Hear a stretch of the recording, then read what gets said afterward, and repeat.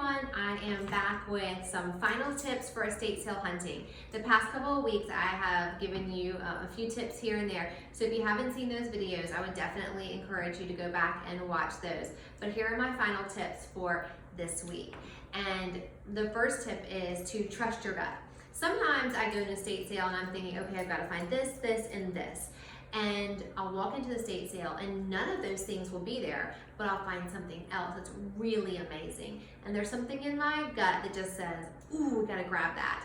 And so a lot of times I think it's totally normal to think, I don't know where I'd put that, I don't know where I'd use it, because you're thinking about those other items and that you kind of need those items. But if there is something calling to you, I really believe that there is probably a place for it in your home. And while you may not be able to think of it right then, when you get it home, move it around the house, there's probably a place for it. So I definitely say, try it out and definitely trust your gut. Okay, the other tip is use that Google Maps app, because there are a lot of times you will find estate sales that are all on the same day.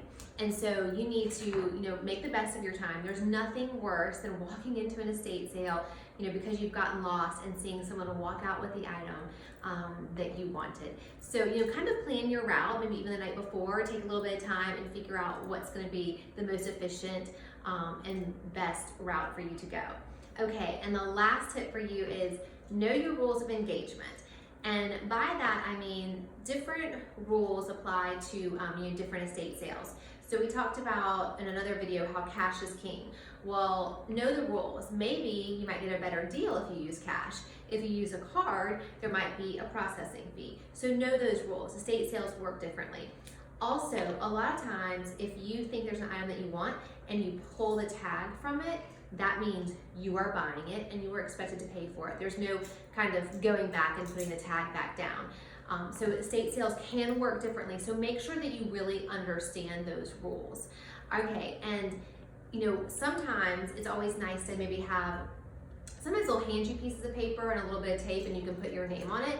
But a lot of times you can kind of bring those things with you so that if you don't pull the tag, you can just write sold on the piece of paper, put a little sticky or a piece of tape or something, and you can add that and you have all your information, and that way people know it is spoken for and it is yours. So definitely kind of understand the rules around the various estate sales.